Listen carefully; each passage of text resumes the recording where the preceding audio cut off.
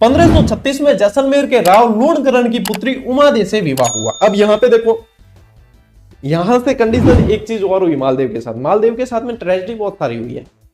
विवाह हुआ है यानी कि अब जो है मंगल ही मंगल है, लेकिन मालदेव के साथ में मंगल ही मंगल हुआ नहीं। मालदेव का जिस दिन विवाह हुआ और उसके बाद में जैसे इनकी फर्स्ट नाइट थी, तो उस समय जैसे कि भाई उमादे ने जो है ये लूणकरण की पुत्री थी, ये ध्यान रखना, ये जो है एग्जाम के हिसाब से फैक्ट ये है, स्टोरियां नहीं पूछी जाती है एग्जाम में, ये तो आप लोगों को आनंद आता है तो हम भी सुना देते। तो क्या हुआ कि उमादे ने भाई अपनी एक दासी, जो दासी भी यूं कहे तो रूपरो रेलो ही, पहली बात तो एडी दासियां राखनी नहीं चाहिए, ठीक है, और रख दो तो बिन बुलाने भेजनो नहीं चाहिए, और भेजो तो भी मतलब वो दकलो आदमी नशे में है तो बिल्कुल ही नहीं भेजनो चाहिए।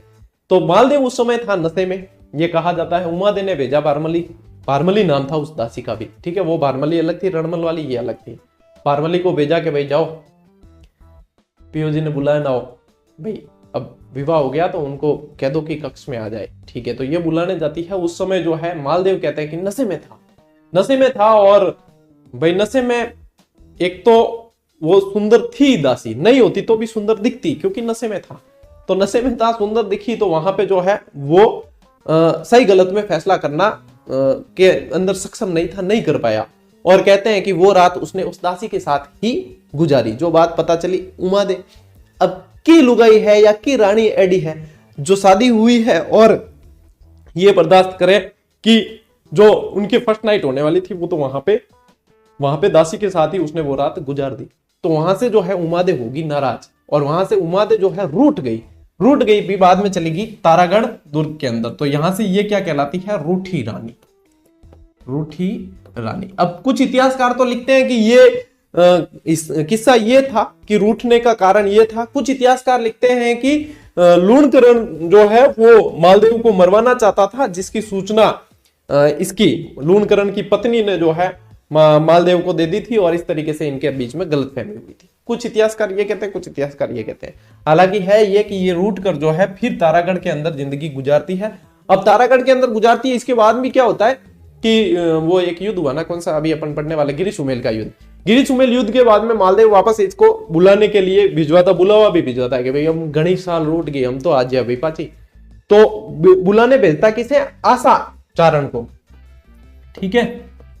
आशा चारण नाम के एक कवि थे, साहित्यकार थे, उनको भेजता है। और देखो चारण साहित्य में इतनी ताकत होती है कि युद्धों का रुख मोड़ दिया करते हैं। तो यहां तो एक रानी थी, अब बाकी दूसरी जो रानियां थी मालदेव की, वो नहीं चाहती थी कि ये उमादे वापस आए। उमादे भी बहुत सुंदर थी और उसके अंदर प्रतिभा अलग ही थी, तो वो नहीं चाहती थी कि उमादे आए। तो इन्होंने जो है आशा चारण को यहां से सिखा कर भेजा कि भाई ऐसा कुछ कहना कि एक तीर दो निशान है, ना तो उसे पता चले और पता भी चल जाए कि आना नहीं है वापस। तो आशा चारण जो है बढ़िया तरीके से एक दोहा कहते हैं वहां जाकर कि मान तजे तो पीव रख, पीव तजे तो मान, दोह गयंद न बंद ये एकण खंबे ठाण। इनको मतलब वो है कि मान रखे तो पीव तज, के मालदेव ने तज दे, त्याग दे, और पीव तजे तो मान रख, कि या मालदेव को या तो रख या फिर अपना मान रख, दोनों के बीच में समझौता करना तो आ जाना, क्योंकि दोनों गायें एक ही खंबे के नहीं बांधी जा सकती।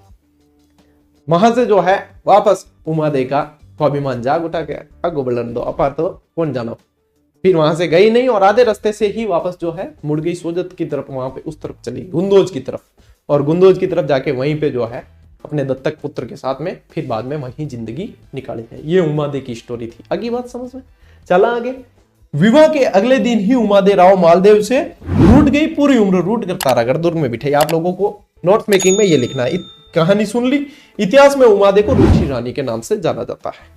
इतिहास में कुछ रानियों के उपनाम आपको ध्यान में रखने हैं, रूठी रानी, उमादे, ठीक है, हड्डी रानी, सहल कंवर, इस तरीके से। हड्डी रानी बहुत सारी है, लेकिन जो पूछा जाएगा कि हड्डी रानी का नाम क्या था, फिर वो सलूमर वाली सहल कंवर है, ठीक है।